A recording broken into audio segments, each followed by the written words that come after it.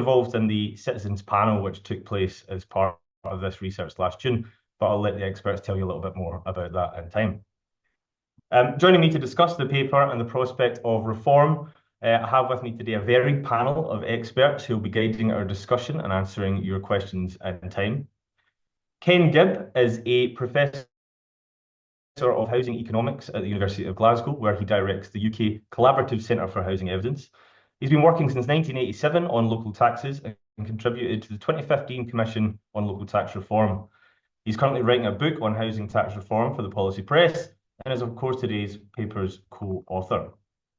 Joining him is David Heald. David Heald is Emeritus Professor at the Adam Smith Business School, having previously been Professor of Public Sector Accounting.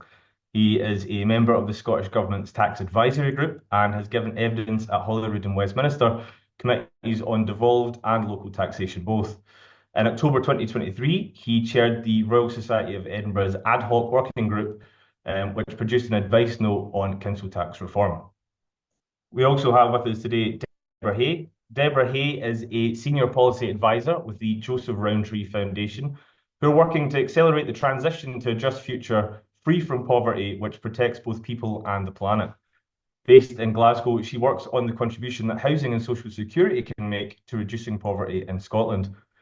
Joseph Rowntree Foundation commissioned this work as part of the broader programme to explore how to improve housing outcomes for lower income households in Scotland. And while previous JRF colleagues were also members of the 2015 Commission on Local Tax Reform, Deborah says that she's not an expert, but I think she is far too modest and provides an invaluable perspective to this work. And last but not least, we have Emma Congreve. Emma is Principal Knowledge Exchange Fellow and Deputy Director at the Fraser of Allander Institute. Emma's work at the Institute is focused on policy analysis, covering a wide range of areas of social and economic policy. Emma is an experienced economist and has previously held roles as a senior economist at the Joseph Rowntree Foundation and as an economic advisor with the Scottish Government, where she was lead analyst for the 2015 Commission on Local Tax Reform. So my thanks to all the panel for giving up their time today. I'm sure we're looking forward to a lively discussion, no doubt. Before we begin, a quick overview of the session. I'm going to pass on to Ken in just a moment, who's going to give us an extended summary of the report. And then we're going to turn to some of the panelists to share their perspectives on the report and its findings and the implications this has for reform. This initial discussion will probably take us up to about past or thereabouts. And then we're going to open the floor for questions and answers. So feel free to add these in the Q&A at any time, and one of us will pick up on one of those questions. And I should also note as well that the session is being recorded, but it's set up in such a way that you and your questions will remain anonymous. That will be available on the Cash YouTube channel shortly as well. That'll take us up to the hour, and we'll finish with some concluding remarks. And then that's our session over for today. We've got a lot to cram into an hour. So with all that housekeeping out the way, I will pass on to Ken Gibb, who's going to give us an extended overview of the report. Ken, please take it away. Thank you very much, Lewis, and hello everyone. Let's start by reminding ourselves about the kind of consensus around some of the problems that council tax and LBTT have. Let's start with the most obvious thing. Council tax has not been generally revalued in England or Scotland since 1991. 34 years is an awful long time for housing markets to unwind and dynamically change. My colleague Chris Leishman has done previous work which has suggested that something like half of properties were probably in the wrong band as long ago as 2015. Things are probably now a lot more complicated, and it remains crazy that we build new homes today and we have to revalue them back to 1991 values as well as any other subsequent transactions. Second thing to say is that it's a banded tax that flattens out the relationship between tax bills and bands, so that the distribution of payment relatively between, say, band D and band G is much less than the difference in asset value between band D and band G. And of course, that is something that's potentially exacerbated as the housing market changes. But not only that, Another point about these bands is that they are not equally proportionally distributed. You don't have an eighth of properties in each band. In fact, most properties are in the bottom 5 bands. There's a vanishingly small number in the top band. One might logically have perhaps expected or anticipated that the properties would be equally distributed across the bands, but they're not. That also has an impact on the burden of payment. It's long been said that these bills are to an extent regressive because from a people or a property owner point of view, people pay relatively less of their income or of their house value as they move up the banded scale. And we know also that from evidence, particularly in England, that areas with higher property values have proportionately lower council tax bills than lower housing price regions do, which is perverse. Turning to LBTT, I think the main point about it is that economists in general do not favour mobility taxes or taxes based on transactions because they inhibit mobility, and that's bad for the economy and bad for people's social mobility, etc. And they would generally favour returning to a recurring annual tax with a wider tax base of some form. So one of our themes today is about barriers to reform. And I think it's important to say again at the outset that if you don't revalue for 30 odd years, then the creation of the inertia and the delays that causes creates a kind of entropy as the system becomes more disordered. It also means that if you were tomorrow to revalue, it's much more difficult to do than it would have been if it happened every 3 years or every 5 years. It's now 30 odd years. And that's a problem that will only get worse as time goes on. There'll be a bigger transactional shift and shock created by the revaluation when it finally does occur. And that will require compensating resource equalization. And that can only get bigger the longer this delay takes. So those things are all important things to concern us about. The tax is clearly poorly related to ability to pay and is becoming less and less like a property tax, as most people would understand it as time goes on without these changes. And David Healders here today says in his 1980s public expenditure book that when there are changes to taxes or changes to public expenditure, losers tend to shout about it, but winners keep quiet. And that also helps to kick positive or progressive proposals into the long grass of future parliaments, which is not good. And I think the other general barrier to reform is what might be summed up in that well-known phrase, there be dragons, that there's a perceived electoral disadvantage which makes tax reform very difficult politically. And this is one of the few areas in politics where institutional memory is very strong. And people remember very clearly about the debacle of the implementation of the poll tax. But there are positive lessons in that as well, about the need for transitional arrangements, for phasing in change, and also for damping payments on those who do lose out. And as we'll see, some of the new proposals that I'll talk about in a minute or two do take these things very seriously. So the next thing I want to say very briefly is that one of our themes running through the report is a kind of tension between two different reform objectives. One is to see, as I think Housing to 2040 saw it, to see the opportunity of property tax reform as an opportunity to make the housing system work better, to make the housing market more transparent. There are price discovery effects if you have a regularly revalued property tax, so people know what values of relative properties are. It's a public good, as it were, potentially.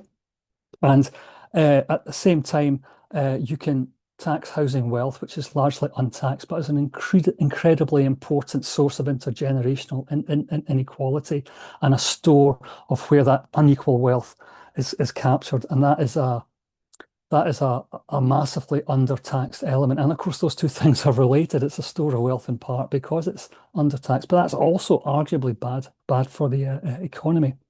In other parts of the world, tax systems which are less lenient on things like housing wealth, you find people have a more diversified approach to how wealth is held, and some of it's held in productive activities, as it were. So that's all quite important, I think, that all those sense of those housing issues, and you'd expect someone like me to make that point.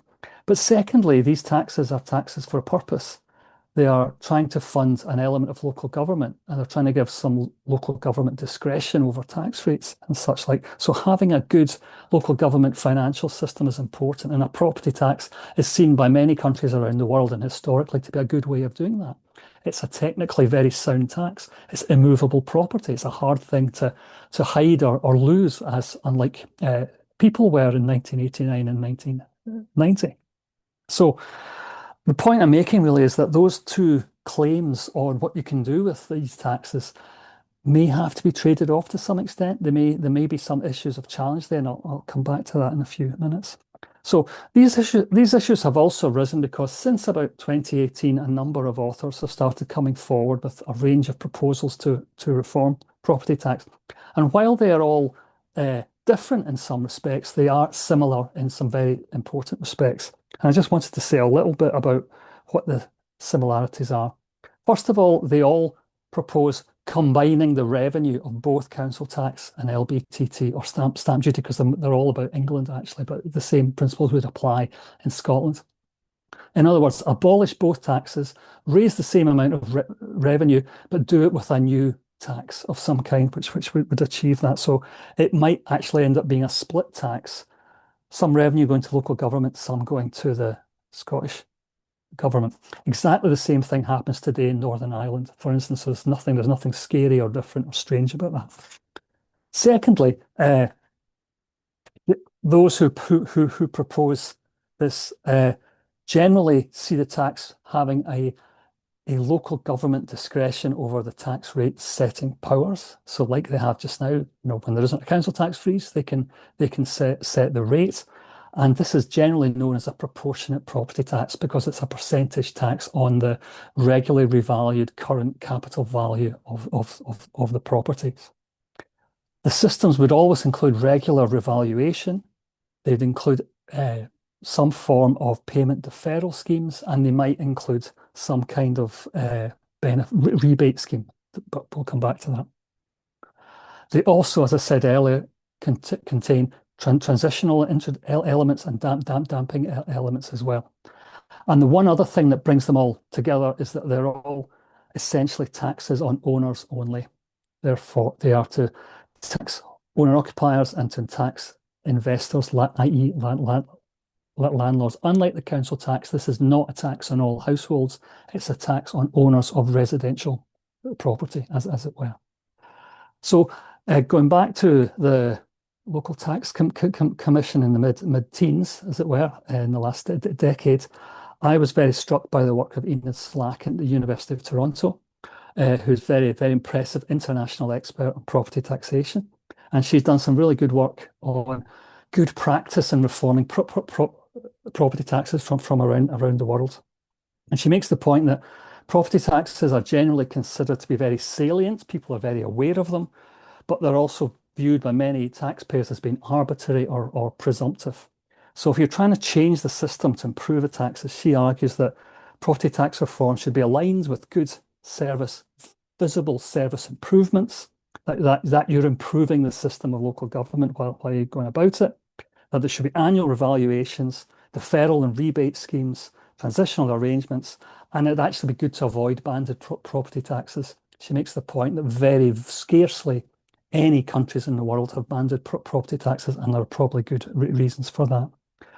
She also thinks critically that we need to have planned, widespread political debate when engaging in property tax reform, that we need to take people with us, we need to take political interests with us, and I'll come back to that again towards the end. She also notes in another paper that Britain is an outlier because it only has one domestic local tax, whereas many countries in the OECD have multiple local taxes. And again, that's something we should bear in mind in the future. So having taken on board that, work, we started to think in the report about what kind of proposals that we might envisage. And I'll just say a couple of points about them. I mean, I'm essentially comfortable, I think, with the concepts behind those generalities of the hybrid proportionate property tax idea.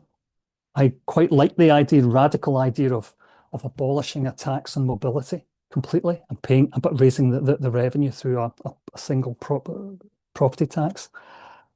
But I do have, I think, as people who've read the report will know, I do have issues about the notion of the tax only being paid by owners, that renters do not pay.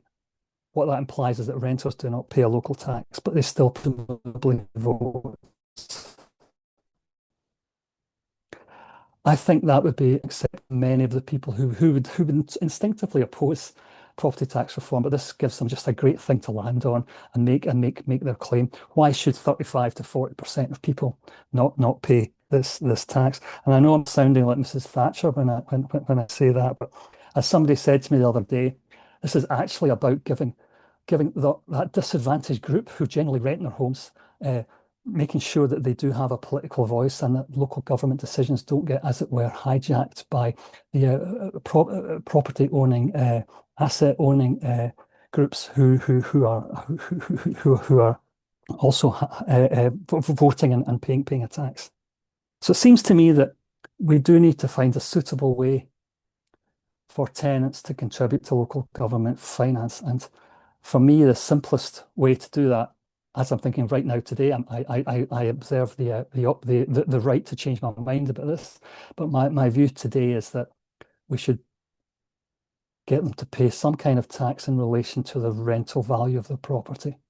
Not the asset, but the rental value of property. Something not unlike the old rates system, perhaps based on broad rental market area rents, perhaps based on their actual rents, since we use actual rents in the non-domestic rates side to set that rateable value. As I say, so this is my major controversial point. I'm certainly expecting people to disagree with it, which is fine. But I do think there are massive consequences of moving away from a household tax. It's a path dependency thing. Once we've got it, it's a hard thing to move away from. And shouldn't people who get some benefit from local government and who vote in local government elections, shouldn't they make a contribution? And that doesn't mean that there can't be 100% rebates. Of course there can. If people are in very low incomes, of course they can. The other associated question with that is tax capitalisation. The point that won't property owners simply just increase the rents that they charge, in a sense to defray the cost that they are formally liable for.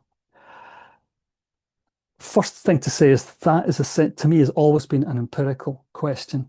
There's a lot of sense in literature that the more competitive rental markets are, etc., the less the capitalisation occurs. People like the IFS make it clear that they tend to just assume 100% capitalisation, and they're quite clear that it is just an assumption. I've seen some recent work done by Dutch economists, which do seem to find a degree of capitalisation of council tax. So there is some evidence that's there. I would be daft to say it's not. But I do think at one level, I do kind of think it's a so what question, because actually the fact that landlords are able to do that or do that doesn't really produce a system to me which seems very appealing. You know, landlords are getting away with it in a sense, and they are simply passing on a tax to someone, and that's certainly no substitute for renters not paying a tax. It seems a crazy argument to suggest it is. So one thing that also strikes me, and again, I declare the right to change my mind about this. One thing that strikes me is that in the current debate about rent controls coming through the housing bill, perhaps one of the things that the enforcement of rent controls could think about is trying to monitor what landlords are doing in terms of their rents and whether and to what extent rent increases are linked to changes in council tax payments or whatever the tax is called. So I think that's a really difficult conundrum. And I repeat the point made earlier that most other countries who have property taxes do have other local taxes being paid by households as well. So it's not that people are not making a contribution to local government finance because they're tenants. I just don't think that's generally the case. So just a couple of final conclusions, if I may. I'm just about finished. I think two things I've basically said I haven't talked about yet. One is that one of the really interesting potentials of this is that if we shifted to property taxes constituting a bigger proportion of the overall tax base in Scotland, that offers the opportunity to, over time, and we are talking about the long term here, it offers the opportunity to gradually reduce the undiversified dependence we have on income tax, and which is a mobile, elastic form of tax, and the possibility of trying to spread more of the tax burden onto property and land, which I think is really interesting for distributional reasons, but also for fiscal reasons. And it'd be interesting to talk some more about that. My final point is something Lewis raised at the very beginning, which is the potential superpower of deliberative democracy. I found I'd never experienced a citizens panel before from last summer, but you couldn't fail to be really impressed by the process, generating a lot of evidence, which was discussed about council tax. And then on the second day, having a deliberative discussion about what to do about council tax, and to find that people who were initially pretty status quo oriented were much more comfortable with the arguments being made about reform, including radical reform like the proportionate property tax. And it aligns to me the sense that in countries like Ireland, we see that citizens' assemblies can take complex issues over a period of time, and they seem to have more leverage and traction with politicians than what some of us experts seem to have. And I think that's a really interesting point. So I've probably overstayed my welcome. I'm going to stop at that point, but I hope I've given you a flavour of some of the things that are in the report and many of the open threads that are still there. Thanks very much, Lewis. No, thank you, Ken. You've done very well to distill a really challenging and complex problem in a short amount of time there. You finished up on some points there about the economic arguments and the tensions there between democracy and the trade-offs that might occur there. I wondered if I could maybe turn to you, Emma, with your expertise and with your economist lenses on, and get your reflections on the report and what it's offered. Thanks, Lewis, and thanks, Ken. Great to be here this afternoon, talking about a topic I've been involved in for not as long as Ken, but it still feels like a long time. I work at the Fraser of Allander Institute within the University of Strathclyde, and we are an organisation that really pushed for good evidence-based policy making. And clearly, the current situation with council tax is not a good and effective policy by any measure, including whether or not it relates to the tax base for which it falls. But to move to an alternative really does need to be underpinned by some really good evidence on what the impacts of that will be. And I say that both in terms of, what we would expect and push for as an organisation, but also is what's required, I think, for politicians to be able to fully understand the pros and cons of what they are moving towards or against, as may be the case. And it's also what's required under some of the statutory duties that the government faces to understand the impact of big policy changes, both on people from different equality groups in terms of protected characteristics, but also for people from other parts of the socioeconomic distribution that's in the Fair Scotland socioeconomic duty. So we really do need to understand the implications of any changes to council tax before it happens. And that includes the very first step, which is the revaluation, which we at the Fraser firmly believe is required sooner rather than later, and actually probably before we get into the debates about reform options. If we had done a revaluation by that point, we would have a much clearer idea of what reform options might mean, as opposed to trying to bundle revaluation up with reform at the same time, which I think feels maybe part of the reason why we haven't been able to move forward with reform in Scotland, because there's too much to get your head around at the same time. It's very complex systems here, lots of unpacking required, and the more complex a problem, the more barriers there are to making them a reality. But I'll just turn now to some of what the report gives us on the evidence. And it was really good that JRF commissioned some updates to revaluation work, which I worked on with Chris Leishman back in 2015 when I was at the Commission. And we did a partial revaluation of the tax base using similar methods to what's in this report, some differences, different times, different places. So it's really good to see that similar methods being deployed again, because these are the methods that are required in order to understand what the tax base looks like now with current property values compared to 1991, to understand the impact of both revaluation and reform.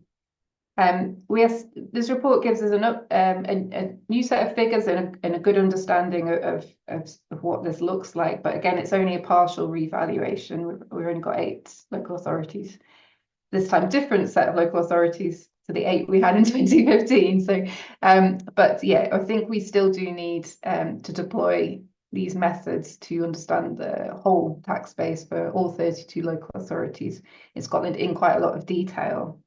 And the other thing that we still need, that we are missing, is the link, therefore, to information on people's incomes, so household incomes, so that we are able to say that this is what the shift in the tax base will look like, and this is the impact it will have on different types of households with different types of protected characteristics and from different parts of the income distribution. So we are still, we are edging forward, but we are still not quite there. And I think we need to move forward now in a way that we are that information needs to be shared really widely. And I'll be interested to hear what JRF and Ken and Chris will do with this data and whether it will be publicly available, because the Scottish Government needs to understand all this as well, to be able to trust and get under some of the analysis, so they can have confidence in the data, as well as it needing for kind of wider public opinion. So I think there's more transparency, the better as we go. And I think what I said when I was recently at committee, both same session as Ken and David, talking about some of this, is that we can't underestimate, and I know Ken doesn't, but what is holding politicians back on this, and it is a massive fear of the unknown. And we have to put ourselves in their shoes to some extent. And whilst it's easy to say, it's their job to make the difficult decisions, I think this is of a different scale, really, in terms of risks for what the public might think, because it will affect every single household, and it will affect some people. They will face a very visible change in their tax, and for reasons that they may not feel is fair. So being able to make that case, that critical case of why it is required, and we can learn lessons from other countries who have done this in a very visible and transparent way to try and bring the public with them when they make these changes. But I think politicians are very fearful of what the public thinks about this. In terms of when the opportunities for reform is, it has to be probably very early on in the next parliamentary term, if it's going to happen in the next parliamentary term. Get it over with early doors, and then people hopefully who were upset by it have forgotten about it by the time of the next election. So we are, looking at the next couple of years, a year to maybe build fully the case, and then a year to try and really force it, get it through the first stages, at least, in terms of making changes in Parliament. And our position is that start with the revaluation, get that underway, and then we are starting or on the path to reforms in a much more with much more robust data and much better understanding of what the impacts will be. So that's my position from someone who's been around this on both sides, inside government and outside, trying to make sense of why we have so many barriers and what we need to do to overcome those. So I'll stop there. Thanks very much. Thank you, Emma, for that really articulated response, particularly on the fear of unknowns and the need for data. And I think that connects back to a point that Ken made just a minute ago about long institutional memories and how that can sometimes haunt decision makers. David, I know you've been writing about this for quite some time. Ken mentioned your book in 1987, I think it was, on public finances. I wondered if maybe I could turn to you and hear your thoughts on this, and maybe why there are such long institutional memories, and also maybe why we don't have that data that we need to inform the distributional impacts for when politicians come to make these decisions. Thanks very much for the introduction. I think the report is admirable and most welcome in terms of its timing. I've only got a short amount of time, and I just want to make 4 points. The first point is this question: who actually pays a local property tax? To what extent is it capitalized? And to what extent is it presently a tax on owners of property rather than residents of property in that property?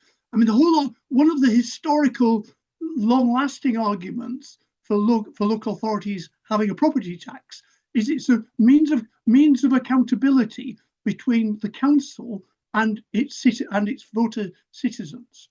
And if in fact it's not a tax on residents, that rather breaks that line of accountability, and it also raises the question of why this property, if it's a tax on property wealth, why is it suitable as a local tax?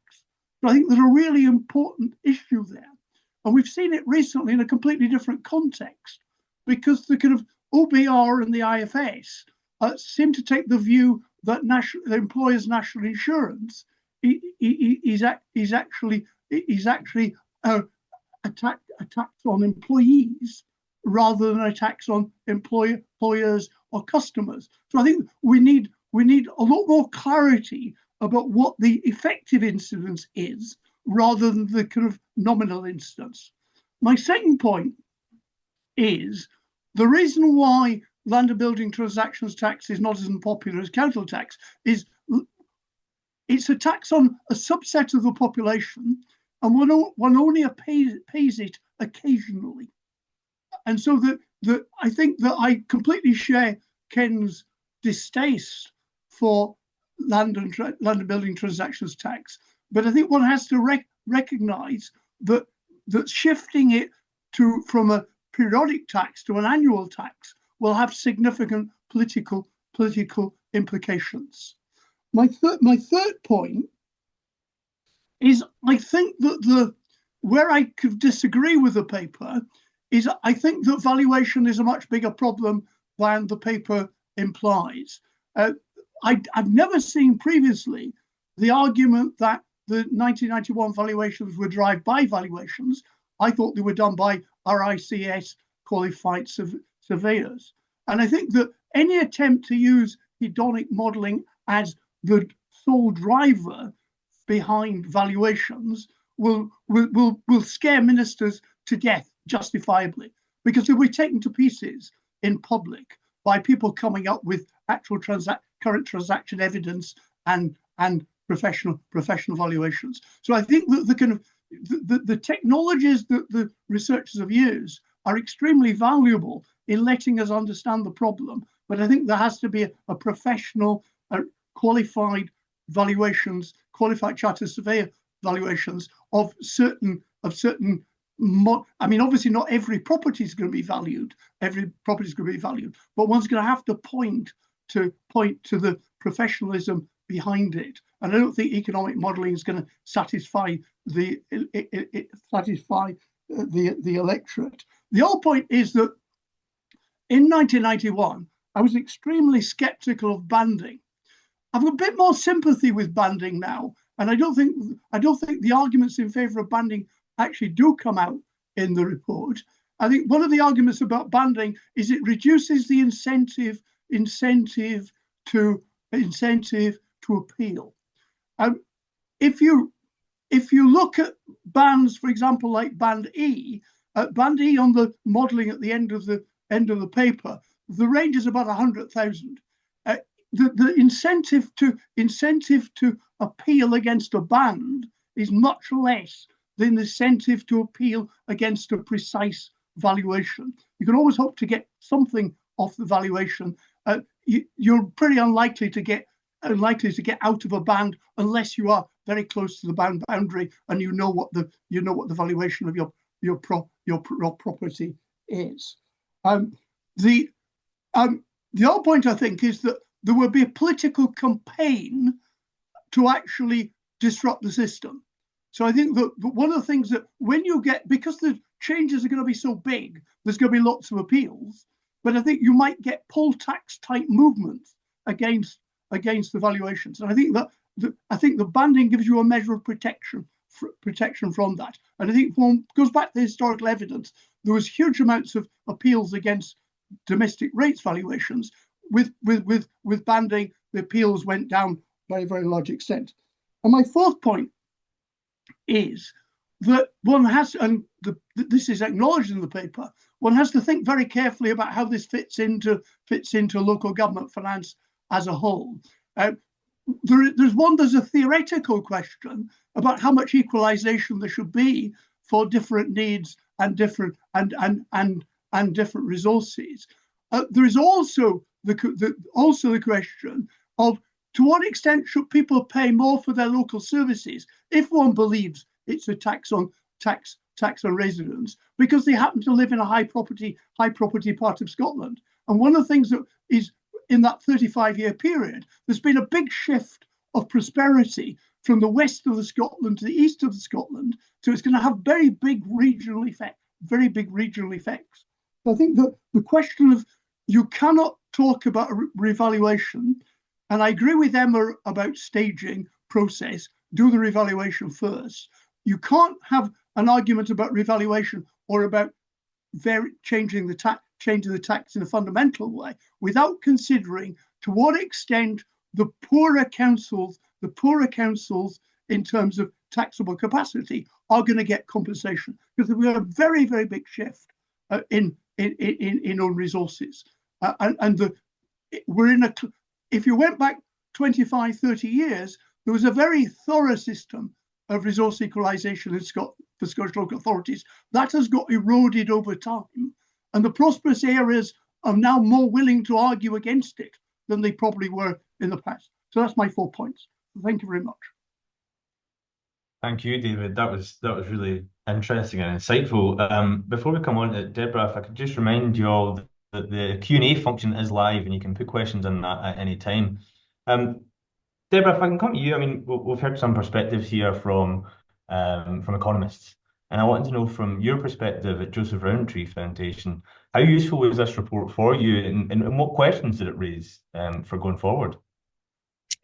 Thanks, Lewis. What an interesting conversation so far. So I think from JRF's perspective, it's a very welcome addition to the evidence base. We commissioned it from Ken, and we're still sort of chewing over its implications. I think it might be worth sort of stepping back from some of the technical nature of the chat so far to just talk about why it's important. So from our perspective, we see crumbling public services. We see very clearly the regressive nature of council tax for lower income households. We acknowledge the reason for reform being a bit of a lack of bravery politically and a failure of leadership. And we see that the values on which it's based are 34 years old. That is crazy. So we don't have a settled view of the reform for some of the reasons that the previous panel members have set out, which is we actually don't know the full implications of this. But it seems to me to be setting out some broad contours that are very welcome, that make sense, particularly bringing those property values up to date and potentially moving away from a banding system, although I'm sympathetic to David's and the Scottish assessors' view about that. So there might be some stepping stones that we need to put in place before we get to the full thing. Some of your previous panelists have raised this, so I'll go straight to this. I'm going to channel my non-expertness here and say that from an ordinary person's perspective, it is still relatively unconvincing. And this is not a JRF position, this is a me position. But should tenants who hold no property wealth pay a property tax based on a percentage of capital value? And I'm not yet convinced that they should. I hear the arguments about accountability, but I would counter that with one of the points that's already made in the report, which is that currently about 80% of local government revenue comes from national government grant, which is raised largely via income tax. So it's currently making quite a small percentage contribution to the overall spend in local authorities. And I would say that is as much a contribution as paying the council tax or any individual tax. I think one of the issues that the paper brings out very well is kind of like the indivisibility of some of this. And I don't think it's fair, I think, to hive off council tax as the only way to demonstrate that tenants are making a contribution. Just doesn't make very much sense to me. We all pool those resources for spend. It's not ring-fenced for bins or ring-fenced for education. So I think that probably needs to be set out a bit more. And the reason I think that is important is because tenants currently are being rather hard-pressed on all sides. We talk about council tax as a consumption tax, but tenants, and particularly low-income tenants, are paying an awful lot in consumption tax. It's called rent. And it's often in homes and locations they don't have a tremendous amount of choice about. They can't vote with their feet and go to a higher amenity council area, and they don't derive the same benefits that homeowners do in terms of high amenities being capitalized into property prices and so on. So it seems to me there's a little bit more to work out there. And even if I'm wrong about that, I would imagine that is a view that is held by quite a lot of people. It certainly came up from the tenants in the citizens panel discussion, as you'll well know. I think the report is very sensitive about those issues about public framing and about how we move from the current system to the new system. And I think it does that very well. I suppose from my point of view, because I am unashamedly championing low-income households, there's quite a lot of attention on how we support and dampen and smooth the transition for cash poor, asset rich households through deferrals, which have been mentioned. But I think there's more to do to set out how we would support working age households who are struggling.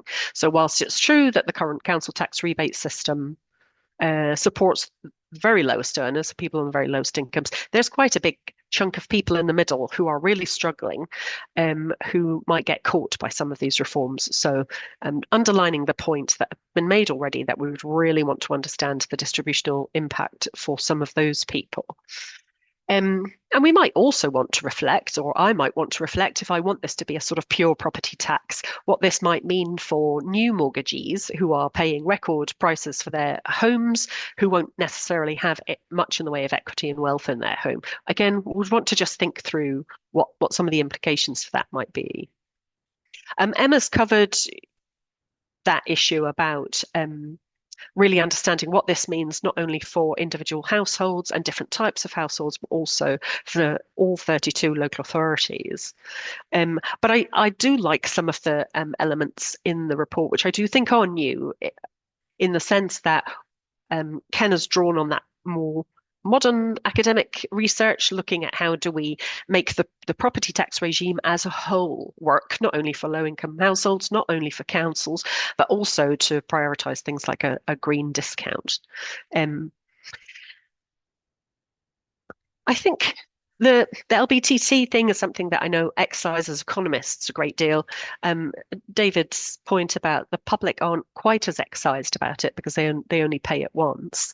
I wonder, and it'd be interesting to get some views about this, about whether it needs to happen at the same time, or whether potentially, if communicating this to the public and to politicians is important, whether there is some value in putting it to one side and doing that later. It raises a fair amount of money for the Scottish Government at the minute. That could be quite stabilising. That could be quite important. It's less anti it. I think one to discuss. And then finally, it would be good to get people's views about the extent to which it might help or hinder new social supply of housing. I have spoken to sort of folk in local authorities before who talk about the sort of economic calculus they make, including council tax. So again, any changes, particularly in the midst of a housing emergency, I'd want to really understand whether that would have a serious impact or not. Yeah, that's probably my reflection so far. Thank you, Deborah, and thanks for cutting through all the economics of it all for all of us non-economists. Well, thankfully, still got plenty of time for discussion, and I thought maybe just pick up on the points that you just made right at the end there. I'm particularly interested in the question of the package of reforms that are being proposed. Emma, you brought it up. David, you brought it up. Ken, everyone here has brought it up. What is the sense and argument in combining all of these reforms into one package? There seems to be a lot of opportunities, but there also seems to be a lot of challenges in attempting to do a revaluation, a reform, and scrap an entire tax. That, on one hand, looks like a huge opportunity to three birds, one stone, but also it seems like it has its own political and electoral difficulties as well. I'm happy to open it up to anyone, but Ken, perhaps you might lead the discussion on this one. Thank you, Lewis. Yeah, I mean, you've all heard me say this before, so I'm going to say it again very briefly. But Jim Gallagher and I talked previously about the problems of local government being like a Rubik's cube, and that you're trying to fix one thing at a time, and often in fixing one thing, you're actually undermining some other aspect of the system. And we can see that with what David was saying about resource equalisation versus feeling you've got the tax right, but all the knock-on consequences of doing that.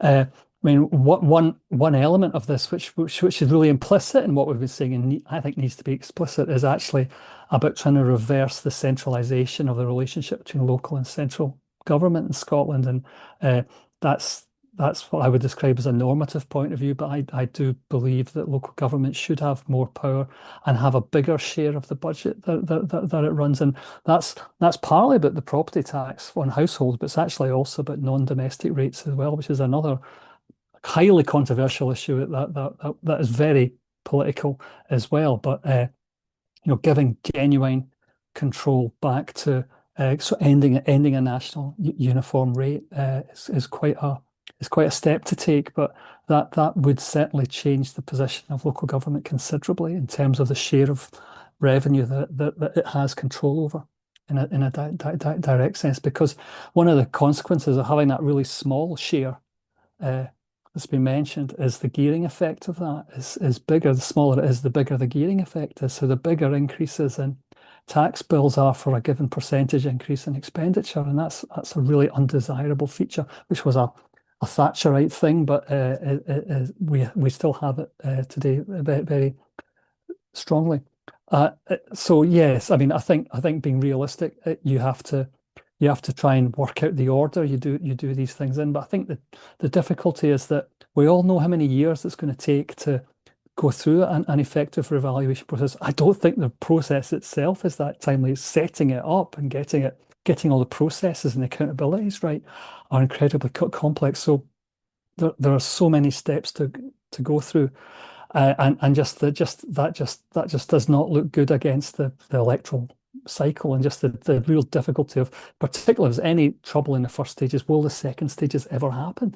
All of those things to be concerned. So not in any way, I mean, I've already said, I think the transitional arrangements are really important. So I would hardly go for a big bang type approach with these things. But it's really just trying to, in some respects, the most important thing is, and I described the report as a conversation in the report. And I do think it's about having a better quality discussion about the issues. And Emma and the others are absolutely right to say we need to have much better data linkage in order to do this sort of distributional analysis, but that is a real problem. I mean, Chris has managed to, find observations for 1.5 million properties and then model that up to the full data set of properties.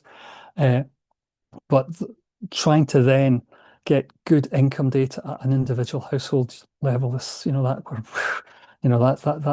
another matter altogether, and that's a fundamental data issue.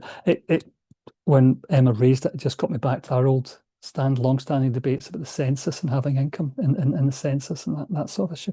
So these are challenging issues, but I think we have to have the conversation. We then have to work out what things absolutely have to happen. I think we're all agreed the revaluation absolutely has to happen. And then it's about thinking about these wider reforms. My final point, so it's a bit of a monologue, but the final point I wanted to make was that all of the English literature, I call it the English literature because it's all about England, but they all make the same point that the payers of the tax, which was formerly known as stamp duty or LBTT, only paid by the owners, and that seems perfectly sensible. Why should renters have anything to do with that part of the tax bill? Because it's nothing to do with them in a sense. It's about asset ownership, so that seems perfectly reasonable to me. It's the local tax, but I would suggest that the renters need to make a contribution. And of course, as Ian Slack pointed out, there are all sorts of taxes conceivably could be used to try to square that circle. They don't need to be property taxes. There are other things that could be used. Thanks, Ken. Emma, just on that same question, I know you're very keen with the idea of doing a revaluation first and foremost, to avoid some of the challenges that might come with packaging them all together. I wonder what your thoughts are on specifically combining local land building transaction tax and council tax reform together at the same time. Does that incur the same challenges and problems? I think LBTT, I mean, as Deborah said, economists really don't like it, and and I would to people who move house faced with it, but for a lot of people, it's nowhere near as visible as a recurring council tax. But yeah, I think there is a good opportunity for if you're doing reform, and it is a property tax reform, so that is the option you're going down, to combine that with LBTT, because it would help with one of the other frictions that exist in the tax system that doesn't work in the way you would want a tax system to operate, and by bringing that to a recurring property tax, I think that does feel like an obvious thing to do, and probably one that wouldn't that might ease some people's opposition to it, and might make the whole package easier to digest, perhaps. So I think, I agree with that. It is a good opportunity, but it is a question of I think what makes sense to package up with what and when.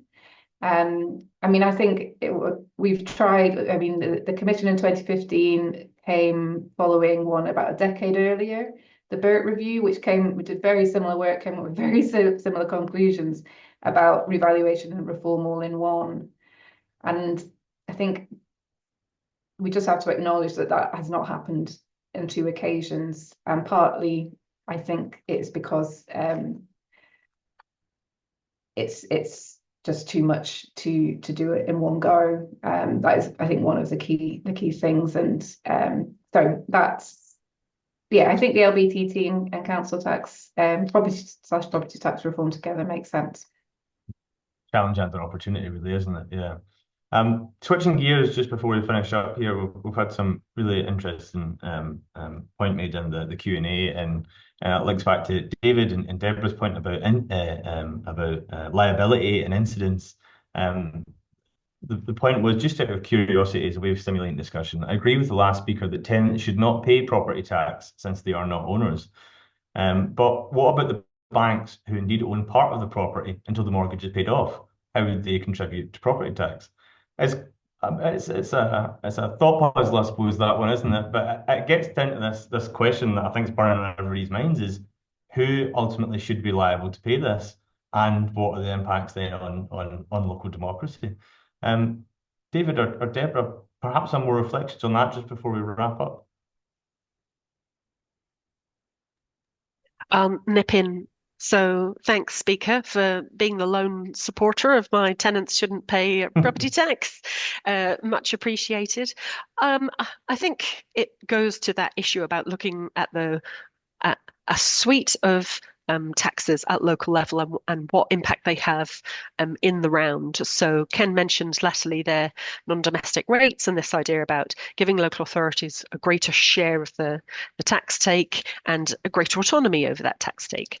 And I would imagine that the bank would be paying as part of that regime, perhaps if it's a local business, um, rather than with reference to the part that they retain when you take out a mortgage. But those more detailed questions are what we are going to have to wrestle with. I just wanted to cheat and just on the LBTT thing. One of the things I worry about a wee bit is the report makes clear that LBTT has a little bit of a dampening on house prices effect. And of course, JRF's interest in this is the extent to which property reform can push forward a stabilising of house prices and rents. So if you do package up the reforms in those ways, I would just want to be really careful that we've got enough of the dampeners, as well as letting the wheels come off. Anyway, I'll let David.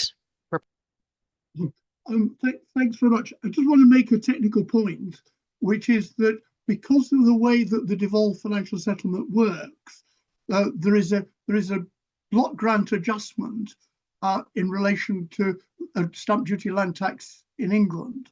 So if Scotland abolished the land and building transactions tax, it would actually have to find the revenue to offset the reduction in the block grant. That is a very important technical point, definitely. Certainly. This is the start of a conversation, as Deborah has said, and as Ken mentioned in his report. This is this is not at all us trying to come to absolute firm conclusions today. This will be an ongoing process over months, over years, definitely, and it will be a slow process, even if we do one at a time. Unfortunately, that's all we've really got time for today. It's been a really interesting discussion. It's been really engaging, and it's going to be ongoing, as I've said just then. Unless there's any concluding remarks from our panelists that are desperate to get any last minute. No, okay, doke, that's fine. Well, thank you very much to all our panelists, Ken, David, Deborah, and Emma, for all your contributions. They were really excellent. And also thank you to Cash and Joseph Rowntree for funding and organising this event. And thank you to everybody else who's attended and contributed to the discussion today. This will be ongoing, and we look forward to see our next conversation. If you've not read the report already, please do so, and please share it as widely as possible in your networks. Otherwise, have a lovely afternoon. I hope that's got your brain firing. It's certainly got mine firing. And we'll see you at the next discussion that we'll undoubtedly have on this. Thank you, everyone, and thank you, panelists.